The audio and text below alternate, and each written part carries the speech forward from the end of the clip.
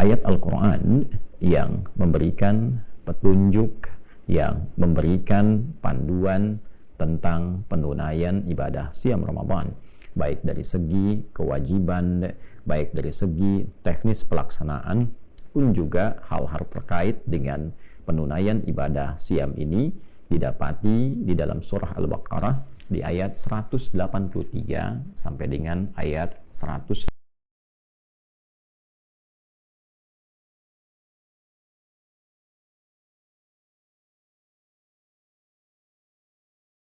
Assalamualaikum warahmatullahi wabarakatuh. Alhamdulillahi rabbil alamin, wassalatu wassalamu ala rasulillahil karim, nabiyyina wa sayyidina Muhammadin wa ala alihi wa sahbihi ajma'in, wa ba'd. Saudara-saudariku dimanapun berada, alhamdulillah kita mengawali pertemuan kita di subuh ini waktu Indonesia bagian Barat dengan berusaha maksimal meningkatkan syukur kita kepada Allah Subhanahu wa taala. Alhamdulillah, tsumma alhamdulillah, tsumma alhamdulillah yang telah memberikan kita kesempatan untuk menjalani ibadah mulia, istimewa, begitu agung di bulan Ramadan ini. Dan kali ini telah memasuki hari yang keempat di bulan Ramadan tahun 1446 Hijrah. Kita bermohon pada Allah Subhanahu wa taala semoga seluruh rangkaian ibadah yang telah kita tunaikan diterima di sisi Allah Subhanahu wa taala dengan penerimaan terbaik. Pun demikian, semoga doa-doa, harapan-harapan terbaik yang kita panjatkan, kita mohonkan kepada Allah dikabulkan dengan pengabulan terbaik sesuai maslahat kebaikan untuk urusan dunia dan akhirat kita, insyaallah. Teman-teman dimanapun berada, seperti diketahui bahwa ayat Al-Quran yang memberikan petunjuk, yang memberikan panduan tentang penunaian ibadah siam Ramadan, baik dari segi kewajiban, baik dari segi teknis pelaksanaan, pun juga hal-hal terkait dengan penunaian ibadah siam ini didapati di dalam surah Al-Baqarah di ayat 183 sampai dengan ayat 187. Rangkaian ayat-ayat mulia ini seperti tadi diuraikan tidak hanya menampilkan kewajiban untuk menunaikan puasa Ramadan, tapi juga memberikan isyarat-isyarat yang begitu penting, dan di saat yang bersamaan juga memberikan petunjuk tentang karakter hamba-hamba Allah dalam menunaikan puasa ini. Di ayat 186 ada satu berita, juga keterangan, juga petunjuk yang sangat penting untuk kita insan beriman, hamba-hamba Allah Subhanahu wa taala. Dan hal yang menarik di ayat ini adalah dalam rangkaian ayat puasa 183 yang berisi tentang kewajiban menunaikan puasa Ramadan, juga jejak masa lalu umat sebelumnya yang diberikan kewajiban menunaikan puasa, dan ditutup dengan tujuan ditunaikannya puasa itu demi melahirkan karakter takwa yang paripurna dan menjadikan kita semakin baik dalam berkehidupan.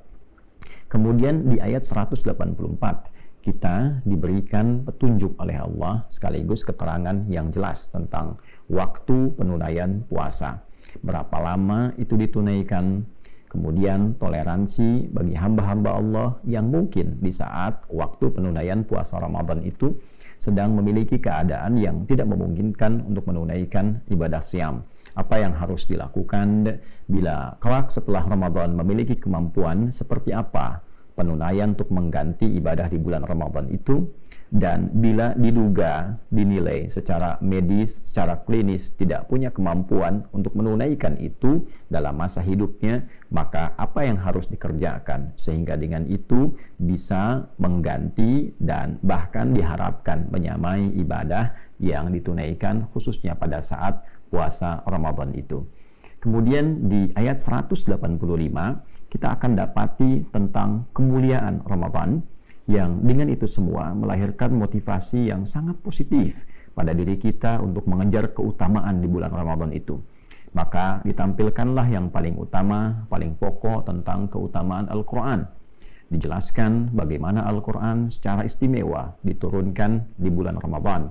Apa isi Al-Quran itu, sehingga saking penting dan istimewanya dia diturunkan di bulan Ramadan, memiliki kandungan yang mengarahkan pada kesuksesan dan kebahagiaan setiap manusia di setiap dimensi kehidupan yang ia lalui. Al-Quran juga memiliki peran yang sangat signifikan untuk memberikan petunjuk kepada kita dalam menjalani kehidupan dengan benar. Ini benar diikuti, yang ini keliru ditinggalkan. Konsekuensi dari itu semua akan melahirkan hal-hal yang mungkin berpengaruh pada kehidupan kita. Demikian ditegaskan kembali bagi orang-orang yang memiliki satu keadaan yang tidak memungkinkan menunaikan ibadah siam, lalu dijelaskan batas toleransinya, dan kemudian dijelaskan bagaimana sifat Allah yang Maha Kasih selalu menginginkan kemudahan bagi setiap hamba untuk menunaikan ibadah yang diperintahkan oleh Allah Subhanahu wa Ta'ala. Dan dengan kemudahan inilah kita berpuasa, dengan kemudahan inilah kita menunaikan rangkaian ibadah, dengan kemudahan ini kita menunaikan segenap kajian-kajian yang bisa kita gali dari Al-Quran, mulai rangkaian ibadah malamnya, siangnya, pendalaman kepada Al-Quran, sehingga kita bisa menikmati rangkaian ibadah ini dan menyempurnakannya dalam perjalanan sampai akhir Ramadan. Setelah itu kita temukan keindahan hasil Ramadan yang memberikan dampak sangat positif pada diri kita, merubah kita menjadi pribadi yang lebih baik, mendapatkan hidayah, lantas kita bersyukur dan bertakbir di penghujung Ramadan sampai lahirnya keadaan yang baru di pembuka fitri di awal Syawal yang kita kenal dengan Idul Fitr atau Idul Fitrah. Nah, yang menarik ini sampai ayat 185. Nanti di 187 berisi keadaan-keadaan yang unik tentang hubungan keluarga, tentang suami istri, tentang masalah makan di malam hari, tentang pengantar ke sahur, dan lalu diberikan petunjuk akhir keadaan-keadaan yang mengantarkan kita semakin kenal Allah, semakin ingin mendekat kepada Allah, dan semakin ingin meningkatkan takwa. Di sela-sela 183, 184, 185 ke 187 tiba ada ayat 186 yang bunyinya kurang lebih demikian. A'udzubillahi minasyaitonirrajim. Bismillahirrahmanirrahim. Wa idza sa'alaka 'ibadi 'anni fa inni qarib ujibu da'watad da'i idza da'an falyastajibu li wal yu'minu bi la'allahum yarshudun.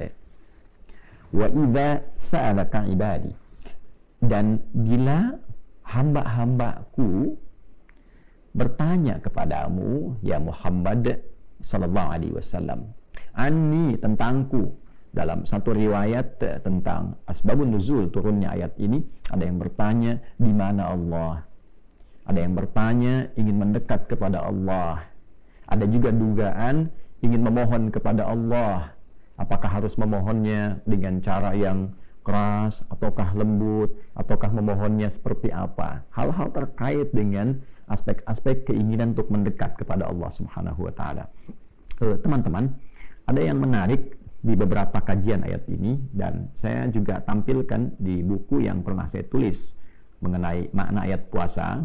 Kita urai dari setiap lafaz yang mungkin kita dapati untuk dijelaskan.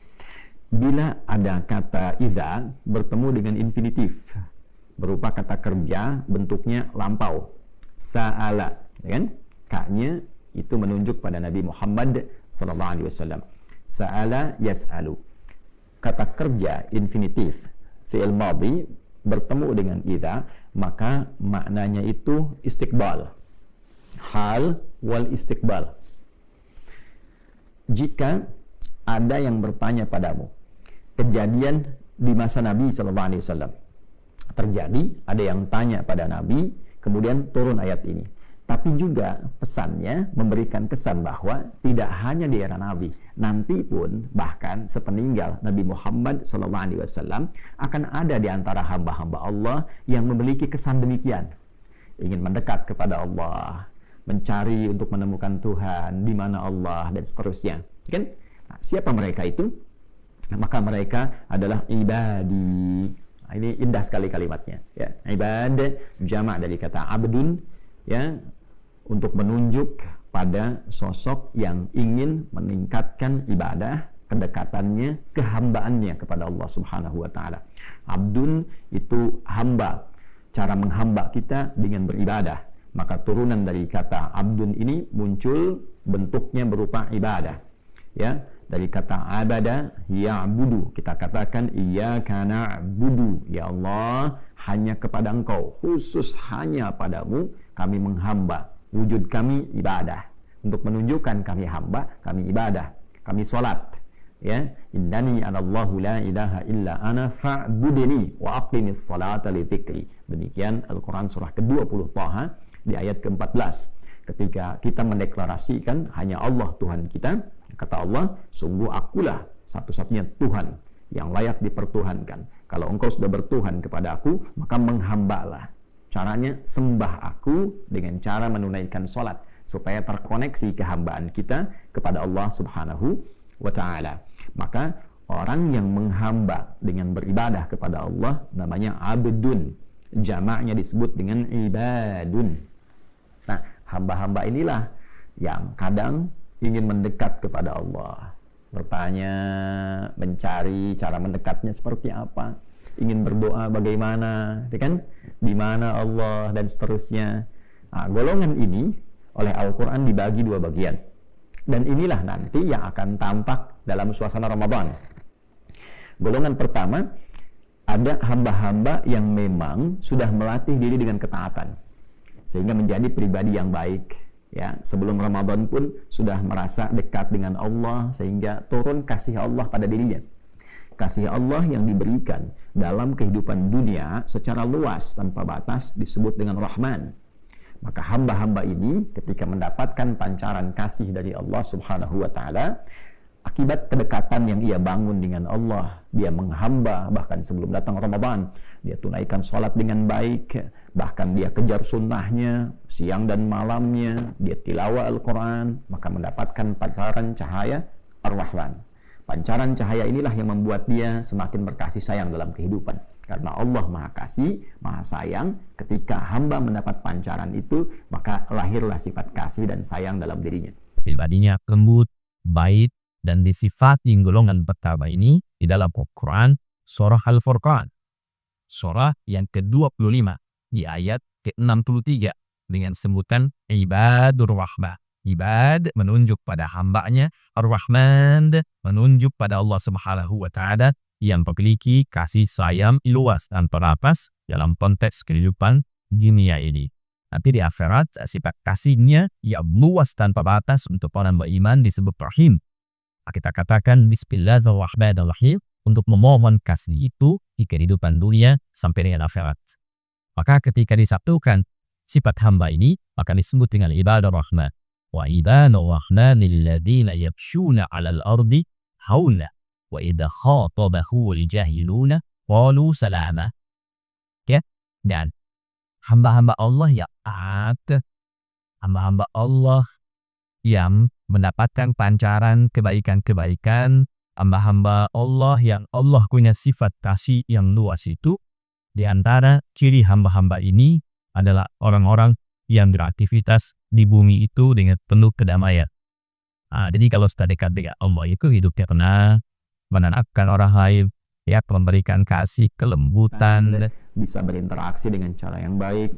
Wa idza khatabahumul jahiluna qalu salama.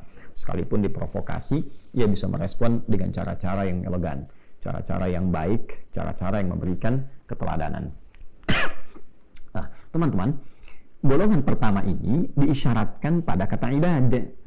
Nah, saat Ramadan, ia berusaha meningkatkan ketaatan lagi. Wa idza sa'alaka ibadi anni fa inni qarib.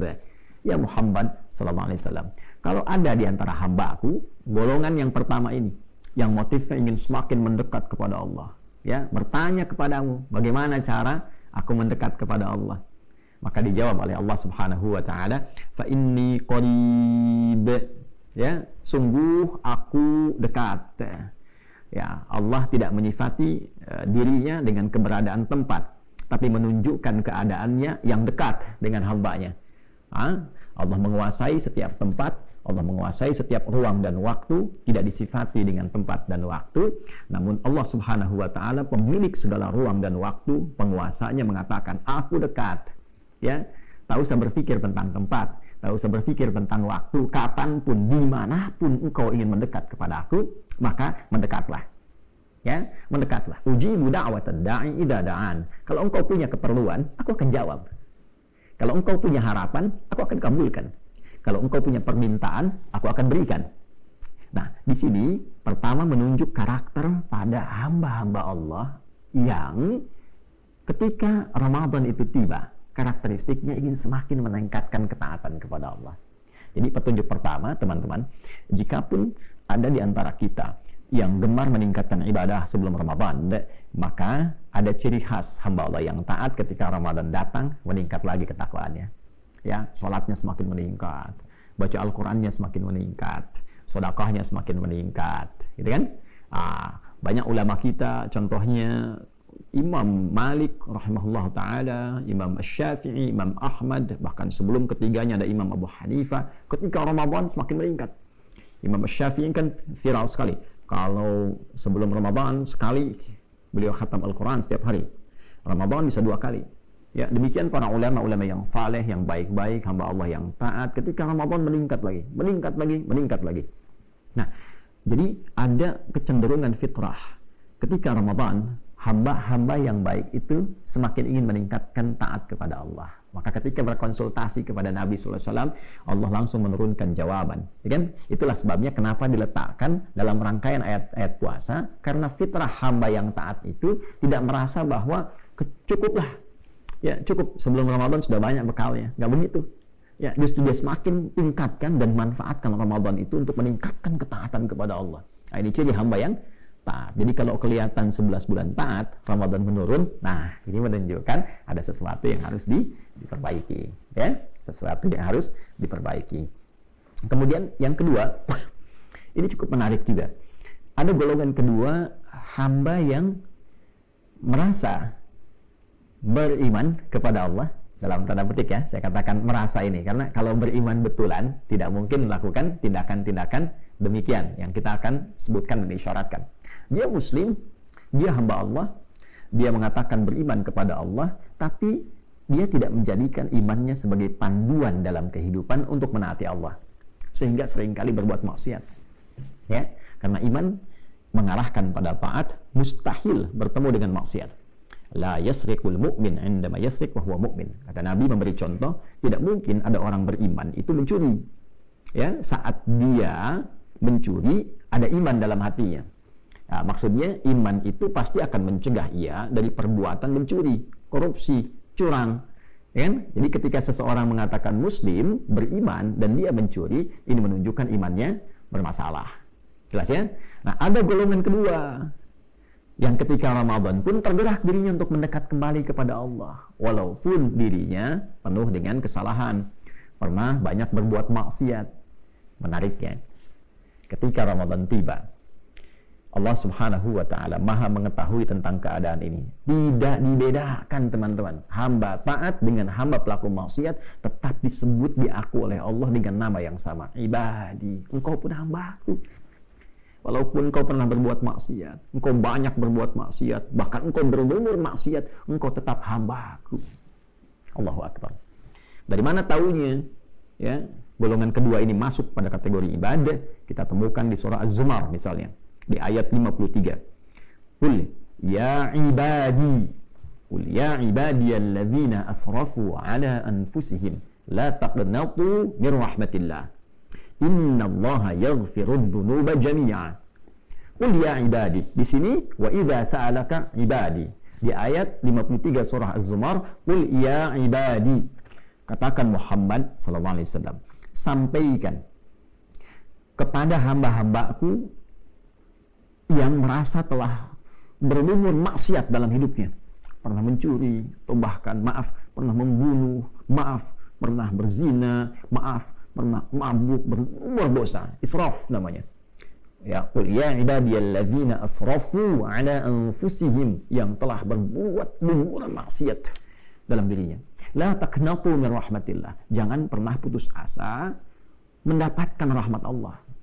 Jangan pernah menyimpulkan nggak mungkin saya diterima kembali oleh Allah. Jangan pernah merasa demikian. Jangan pernah merasa menyimpulkan tidak akan pernah mendapatkan taubat, kasih sayang dari Allah Subhanahu wa taala. Tidak. Ya, masih disebut hamba. Ya. Ramadan bulan limpahan rahmat. Kata Allah, la taqnatu min rahmatillah. Jangan putus asa dari rahmat Allah. Ketika Ramadan tiba, rahmat diturunkan. Maka dengan rahmat ini, fitrahnya pelaku maksiat pun ingin kembali kepada Allah. Maka dipanggil oleh Allah, jika engkau mencari aku, ingin kembali kepada aku, jangan malu-malu. Ya, datang. Wa idza sa'alaka ibadi, pelaku maksiat pengen taubat di bulan Ramadan, disambut oleh Allah, kalimatnya disamakan dengan orang taat. Allahu Akbar. Ya, jangan malu-malu. Fa inni qarib, ketika engkau mau bertobat, aku lebih dekat denganmu. Allahu Akbar. Ya. Kalau kita jalan setapak itu, ya Allah menunjukkan lebih cepat dengan melangkah. Ya, kita jalan melangkah, Allah menunjukkan lebih cepat, ya, dengan berlari, menunjukkan kesan cepat. Maksudnya apa? Kita bergerak sedikit, Allah lebih cepat menemukan kita. Ketika seseorang ingin bertobat, datang, dijemput itu, disebut hamba, hambaku. Ya, jangan malu-malu, ambil saf pertama. Jangan merasa sungkan, harus mojok di pinggir masjid, ya, di tiang-tiang, malu.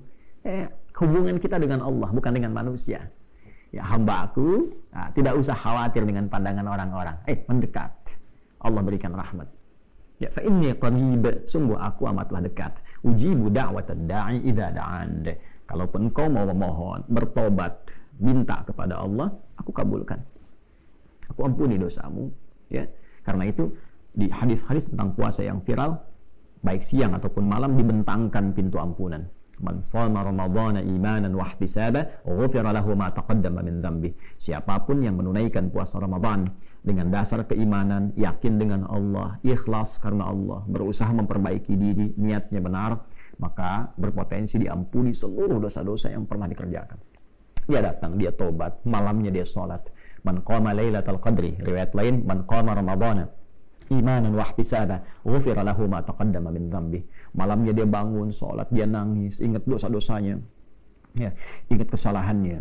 Maka kata Allah melalui lisan Nabi Muhammad SAW, disabdakan oleh Nabi, siapapun yang bangun malam bertepatan dengan malam Al-Qadar, atau dia bangun di malam Ramadan, dia tunaikan sholat, ikhlas karena Allah, dengan imannya, dia ingin perbaiki dirinya, taubat dia, diampuni seluruh dosa-dosa yang pernah dia kerjakan selama hidupnya. Lantas dia berkata, seperti Nabi pernah mentalkinkan doa ini pada lisan Sayyidah Aisyah radhiyallahu taala anha, Allahumma innaka afuwun tuhibbul afwa fa'fu anni. Ya Allah, sungguh engkau maha pemaaf. Aku mengakui banyak berbuat salah dalam hidup, dan engkau mencintai seluruh sifat kemaafan. Engkau mencintai hamba-hamba yang ingin kembali kepadamu. Maka maafkan aku ya Allah, ampuni aku, sayangi aku, gugurkan dosa-dosa aku. Maka turunlah rahmat Allah, diampuni dosa-dosanya. Ibadah. Falyastajibuli, maka cepat respon seruan Allah ini. Maka ayo pelaku yang taat mendekat, yang maksiat pun mendekat, respon. Ini Allah sudah kasih. Kalau dengan segala pemberian, tawaran, bentangan, kemuliaan ini, belum juga ada hamba yang ingin bertobat, maka dengan cara apa lagi Allah ampuni dosanya? Saat sebagian orang sudah meninggal tidak mendapatkan Ramadan, kita diberi kesempatan masih mendapatkan Ramadan sampai hari keempat ini. Kalau kita orang baik, boleh jadi diinginkan oleh Allah pahalanya semakin meningkat sehingga potensi mendapatkan surga tertinggi bisa kita raih. Potensi bertemu dengan Nabi sangat besar kita dapatkan. Jika kita termasuk golongan pelaku maksiat, maka potensi mendapatkan ampunan Allah, dibersihkan dari dosa itu betapa terbuka dan lapang. Falyastajibuli. Cepat respon seruan Allah ini, mendekat, taubat, minta kebaikan. Ya, jangan hanya saat dipanggil nggak datang, tapi saat punya keperluan manggil Allah tuh kencang gitu kan, ya. Tapi selama ini tidak direspon seruan Allah, maka rumusnya pakai, ya, Allah panggil kita cepat datang, bahkan sebelum dipanggil kita hadir itu, ya. Maka feedbacknya apa? Bahkan sebelum kita meminta, Allah mengabulkan dengan meringankan masalah kita sehingga seakan-akan kita tidak punya persoalan dalam kehidupan ini. Wal yu'minu bi, dan lakukan itu semua dengan yakin kepada Allah. Yakin, keimanan tanpa ragu. Yakin Allah akan ampuni dosaku, datang taubat. Jangan hiraukan pandangan manusia, datang sujud, nangis, minta sama Allah. Punya masalah, datang. Ya, masalah keuangan, masalah kehidupan rumah tangga, datang Ramadan, minta sujud, minta sama Allah. Ya, mungkin persoalan datang nggak selesai karena belum takwa, ya. Masih ada maksiat yang belum terbuka, hijabnya itu belum dibuka, ke orang tua masih belum baik dan sebagainya. Ya, setelah itu la'allahum yarshudun. Semoga dengan itu engkau mendapatkan kesadaran, petunjuk, ya, untuk menapaki kehidupan yang lebih baik. Ramadan, teman-teman. Ramadan dibentangkan berbagai macam kemuliaan. Saat kita menikmati ibadah Ramadan, ada bagian dari keinginan kita untuk mendekat kepada Allah. Semakin dekat, semakin meningkatkan taat, ataupun juga mendekat untuk menghilangkan maksiat, sehingga setelah Ramadan selesai, dua golongan hamba ini kembali mendapatkan kebersihan fitrahnya, kembali ia kepada keadaan fitrahnya, kembali ia bisa makan lagi, minum lagi dengan keadaan yang berbeda dari sebelumnya. Maka Idul Fitr memberikan kenikmatan berbeda untuk orang-orang yang mau mengamalkan dan meresapi apa yang Allah tunjukkan di ayat ini. Semoga kita digolongkan oleh Allah Subhanahu wa taala pada golongan hamba-hamba yang mau mendekat kepadanya dengan taat, mau mendekat kepadanya dengan bertobat, dan semoga dengan itu semua kita menjalani kehidupan ini dengan lebih baik, hayatan thayyibah, dan bila pun wafat dalam keadaan husnul khatimah. Semoga bermanfaat. Maafkan saya, Adi Hidayat. Subhanakallahumma rabbana wa bihamdika asyhadu an la ilaha illa anta nastaghfiruka wa natubu ilaik. Wa akhiru da'wana alhamdulillahi rabbil alamin. Assalamualaikum warahmatullahi wabarakatuh.